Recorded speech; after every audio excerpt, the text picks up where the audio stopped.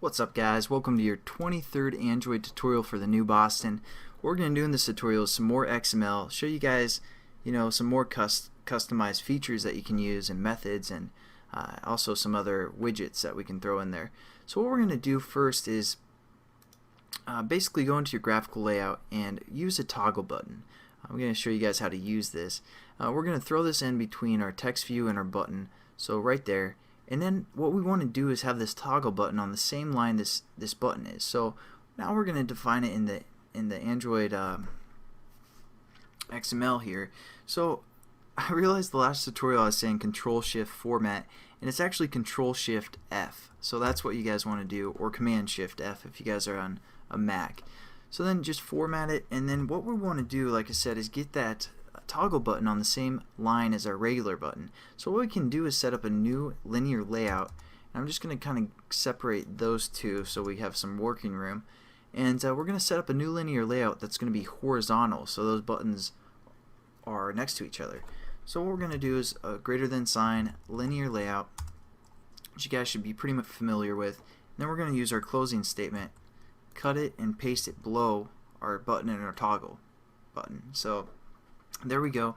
Now what we need to do is set up kind of the linear layout, what we want it to be, what we want it to cover. So we're going to say Android layout width, and we're going to set that equal to fill parent, and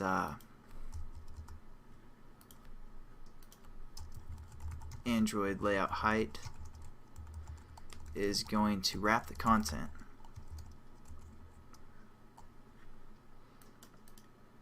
The only other thing we really need to define right now is the Android orientation.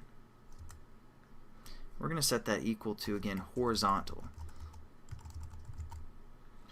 There you go, and now let's check it out. It looks pretty good, but what's happening is, again, it's pushing that toggle button off the screen because our button is filling the parent. Now I'm going to introduce you guys to something called WeightSum and weight.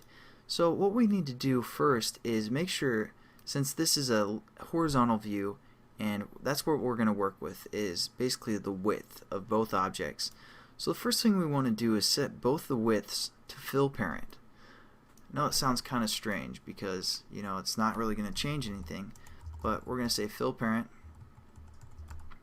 and if we check it out, nothing really changed. But now what we can do is we can apply some, like a total weight value within this linear layout. We're going to hit Control Shift F again, kind of format it. Okay, that didn't turn out the way I thought it was.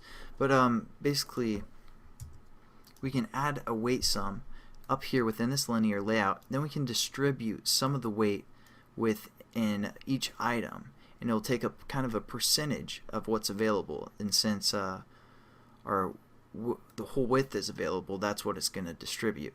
So how we're going to set that up is we're going to go into this linear layout where we define some stuff, and we're going to set up the total value. So we're going to say Android weight sum is the command, and we're going to set it to something like 100 because 100 is pretty easy to work with.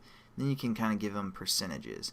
Now we're going to go into our first item, our button here, and we're going to give it a weight value. So we're going to say Android, and it's actually a layout weight value. So that's why we had our layout width fill the parent, because that's what the percentage is going to go to, the layout. So we're going to say layout underscore weight, and we're going to set this equal to 50 just to start with.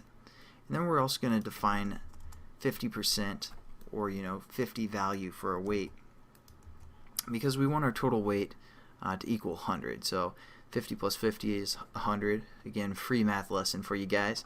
Let's check that out. There we go. We kind of have them both set up for the most part to get it 50% of the whole available width. So that's kind of the introduction to the weight value, but and how weight sums work and all that great stuff. But the only other thing is you'd assume like 75%, or if we put like 75 here and 25 here, that the 75 would have a greater distance, but it's actually the opposite. So we're going to say the button is going to have like 20, and the toggle button is going to have 80. So if we check that out, that's what it's going to look like. Basically, this has 20% even though we defined it as 80, having a weight of 80. And this is we've set as 20, and it's going to have 80% of the whole width.